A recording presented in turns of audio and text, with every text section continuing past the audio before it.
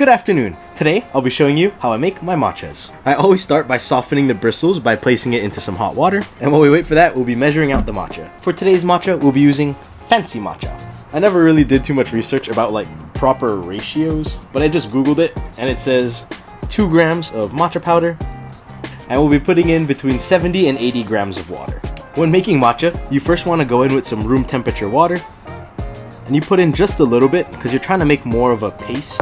Also, I sifted my matcha. It just helps with making it more consistent and less clumpy. Next, I start to boil my water, and while it's heating up, let's open up a pack. Ooh, one more. Scissor. So I already have some room temperature water, and I'll be adding in some boiling water to make hot water, but not too hot. Next, we add in the rest of the water to hit our desired weight, which would be like 76. Whoa, I went over by a lot.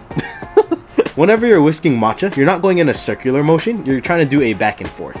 You're gonna get a lot of inconsistent bubbles if you're trying to get that perfect Instagrammable, smooth bubble texture.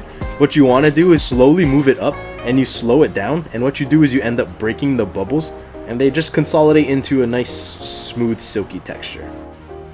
And that is how I make my matchas. Time for a taste test. Cheers!